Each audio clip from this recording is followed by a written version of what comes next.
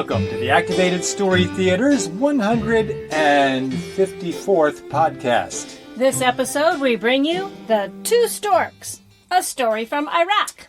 Hi, I'm Dennis. And I'm Kimberly. And together we are the Activated Actors! We are coming to you from Cape Cod, Massachusetts. Where we've been biking. We have. We've biked the entire Cape Cod Trail from Dennis all the way out to... Wellfleet, yes. It's a trail of about, altogether it's about... 22 miles. 22 miles, but we're camped kind of in the middle. So we went one way one day and one way the other day, so we've done the entire thing. Yes, roundtrip. It's like doing it twice because we've had to go down and back. Plus, we took a side trip on another trail. Yes, we went out to the lighthouse in Chatham. And that was about a, 15-mile round trip? Yeah, something like that. We've had a lot of fun riding a bike. We rented some bicycles. We used to own bicycles and do a lot of biking, but they kind of got beat up in our trailers we were traveling around, and they served their time. They did about 5 years with us or so, and... More. It's like 7 or 8 years. Yeah. They saw a lot of the country, but now we rented them this time and had a lot of fun. It's great fun riding on the bike trail, the Cape Cod Rail Trail. Very flat, very easy ride. Really enjoy it and highly recommend it. And we wrapped up our summer season, our very busy summer season finally came to an end. We finished up in Chicopee, Massachusetts. Yes. And we've been in Massachusetts area, Massachusetts, Rhode Island since then. And we had the opportunity of performing at the Pawtucket Arts Festival this year, which was a lot of fun, not only to be a part of it and performing on stage, but just to walk around and see all the artists and all of the vendors and to see the art community alive and vibrant, and it was great fun to do that. In Pawtucket, Rhode Island. Yes. We were able to attend the Boston Film Festival. We did the Short Film Festival. There's several components to the film festival, and the short film, we went to that because one of our alumni had his film in the festival. He came out from California and presented it there. It was called A Man Wakes Up, and we went to see it and surprised him. He didn't know we were coming. His name was Amos, and... Amos Glick, and... If you've been following us for a while, you know our son Zephyr used to perform with us. And by the way, happy 25th birthday to Zephyr. Yes, as happy we speak. 25th. Tomorrow is his 25th birthday. Hard to believe it. 25 on the 25th. Yes. But anyway, before Zephyr, when we first started out in San Francisco 27 years ago, we had other performers with us. We've had a total of about 35 different actors we've used over the years. Mm-hmm. It's just in the past few years, it's been the two of us. But anyway... Amos was one of the early actors back in, I think, maybe our second year. He was just out of college. In fact, he told us we were his first professional performing Yes, and I hadn't job. realized that. And he was very, very happy to have us come to his film because he felt like it kind of went full circle. And a little story about Amos. We were doing some Russian stories, and I really wanted to use a balalaika, a real balalaika. And a balalaika is Russian instrument, sort of like a mandolin. It's a stringed instrument that is triangular shaped. So I bought one of those, and Amos was a very talented musician, played guitar and some other instruments, but of course he'd never touched a balalaika before. I hired a Russian musician to come in, give him one lesson, and after that he played the balalaika. And he said it led to his next job because he was asked if he could play a mandolin. He says, no, but I can learn, because he knew he could learn the balalaika. So anyway, fun little story about Amos, and happy to see him, and he's doing so well with his career and what he's doing now. Very talented. And we had fun in Boston. We also got to go on the Greenway in Boston. We rode the train in and spent the day in Boston walking around and playing tourist. So we've just been spending our time up in Boston, New York, and Rhode Island area. We will be up here doing programs at schools and whatnot for the fall. And we have one public performance coming up in September. In fact, it is this Sunday at the Jones Library in Amherst at 2 o'clock. So if you do know anybody that is interested in seeing an activated show, please let them know about the program in Amherst at the Jones Library on Sunday, the 27th of September. We have a story for you guys. I know that's what you're all waiting for. It is The Two Storks, a story from Iraq. Long, long ago, there lived a certain prince. A good and kindly prince. Yes, indeed. A good and kindly prince. And his best friend was his royal advisor. A trusty and wise advisor? Yes, indeed. A trusty and wise advisor. So, good and kindly prince, shall we take a stroll through the city today? It looks like a good day for it. Yes, it does, trusty and wise advisor. And I have an idea. Why don't we disguise ourselves as poor and humble commoners? You mean remove our jewelry? Well, that and a few other little touches, I'm sure. Why would we want to look like poor and humble commoners? So we can mingle among the people and listen to what they have to say and learn things about them. They will say things around us that they might not say if they knew who we were. Think of it as intelligence gathering. Look, the more we learn about the people, the wiser and fairer we can make our laws. Makes sense. I guess. Count me in. So, they exchanged their royal wardrobes for common clothes and went out and mingled in the marketplace. Wow! This is so much fun! Nobody recognizes us. And I have heard all kinds of gossip. Nothing about us yet, but I keep hoping. What I think is truly interesting is all this stuff for sale. I've never seen anything like it, because I've never done my own shopping before. And I love all the entertainment, especially those guys with the white gloves who act like they're feeling a wall. I've never seen anything like that before. Hey, look at that booth where the fellow's selling boxes. I've never seen so many kinds of boxes in my life. Boxes, step right up. Jewelry boxes, hat boxes to put your boxes in. Come on, let's look. I've always really loved boxes. Yes, gentlemen, right this way. I have a square deal for you. He called us gentlemen. You suppose he recognized us? Oh, of course not. It's just salesmanship. Yes, sir. Those are mighty fine boxes you have there. Only the finest, only the finest. Why, have a gander at this little prize. Oh, my. Such delightful engraving on it.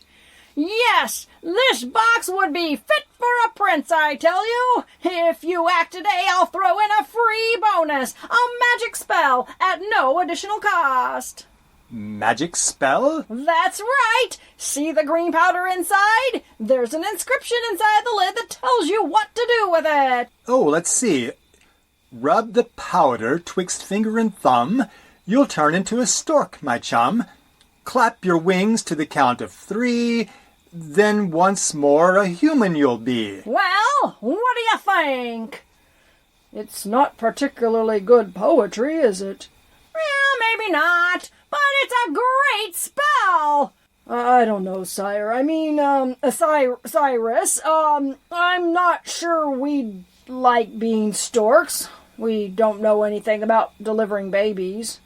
Come on, where's your sense of adventure? Besides, this would give us a better chance to do that thing. The thing? Yes, you know, the thing that brought us out here to begin with. Oh, yes. Oh, the thing. I see what you mean. Tell me, my good man, how much do you want for this box? I want a vast fortune, but I'm only asking 1.5 gold coins. Here's 2 gold coins. Keep the change, since I don't have a saw with me. Thank you, my friend.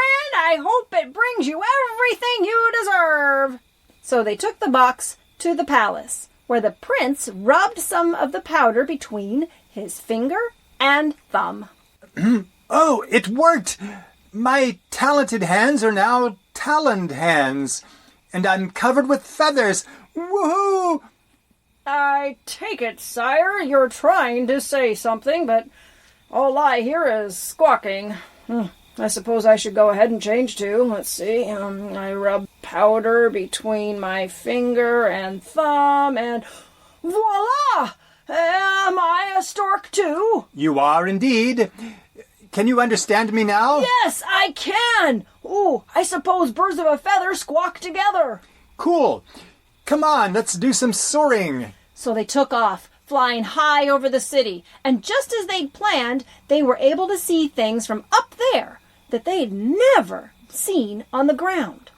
Well, I'll be. There's Hassan the baker. Huh, I didn't know he had a bald spot on the top of his head.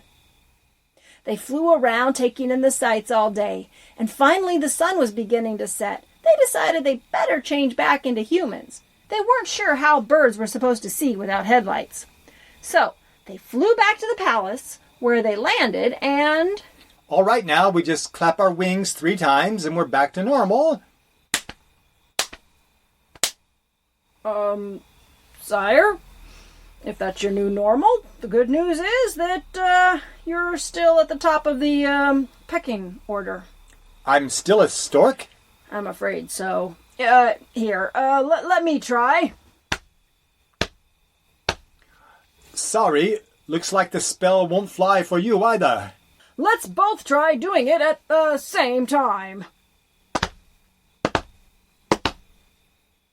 Something has gone very wrong with our magic spell. Boy, that's bad. It's so hard to get tech support these days. Let's try to get the attention of the palace guards. They can let us into our chambers where we can rest and think this thing through. There's a guard now. Yoo-hoo! It's us, the prince and the royal advisor. We need to get inside. But all the guard heard was... Filthy birds! How did you get in the palace? Shoo, shoo! If I see you around here again, I'll string an arrow through both of yous. Now get! So they took off back to the forest. Great. Now what are we going to do? We're stuck being storks. It could be worse. We could be pink flamingos. I don't know about you, but I'm getting hungry. Let's round up some grubs. Can we just make it birdseed instead? So, they stayed in the forest for a few days, hoping the spell would wear off and they'd change back into humans. Then one day, they ran into a sparrow. Terribly sorry, little sparrow. Oh, no, it's my fault.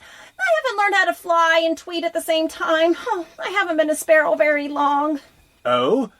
What are you, a hummingbird that grew up? Well, actually, I was a princess. Oh, but then I was turned into a sparrow by an evil wizard who wanted to steal my throne and my property. A princess turning into a bird? Don't you think that sounds a little far-fetched? Well, maybe, but it's true. And the only way to break the spell is for someone to ask me to marry him. And that's not very likely to happen. There's not a big demand for bird brides. So let me get this straight. If someone asked you to marry him, then you would just, poof, turn into a princess. Turn back into a princess. Yes. Would it work if a parrot asked you? No, I don't think so. No. I'm pretty sure it would have to be a person. Well, hey, will you marry me? Sire, she turned into a princess. Yes, or else a ballet dancer. Oh, thank you. Wait a minute. I thought a human was supposed to ask me, and yet it worked when a crane asked me? A stork, if you please, yes. Oh. Funny story about that. You see, I hear horses. Oh, they're coming. Who's coming? The evil wizard who cast a spell on me, and his evil accomplice. Oh, they meet secretly in that clearing over there. I was going to eavesdrop on them to find out their plans. I don't know what I can do about that now, but... now you're not a bird anymore. Oh, that's right. So I can't get close enough to hear, or they might spot me. So, how can you understand us? I don't know. I guess it's because I've been a bird too long, even though I'm not now. Oh, hey, could you two go over there and listen for me? Us? Do some spying? Well, I guess we could give it a try just this once. So the prince and the advisor flew over to a branch just above where the two men were arriving to have their secret meeting. There's the wizard.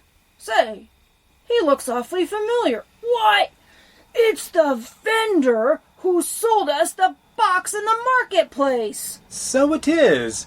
And there comes the other man. Why, it's my brother Omar. I thought you had him banished from the kingdom for plotting to steal your throne. I did. And he was. That must be why he's meeting secretly with the wizard out here in the woods. Let's hear what they have to say. You're late, Omar. I know. I had to lay low for a while. I'm still banished from the kingdom, you know. Not for long. Everything's going according to plan. Your brother and his advisor took the bait and bought the box, and obviously they've changed into storks because nobody has seen them since. Splendid. You've earned your reward.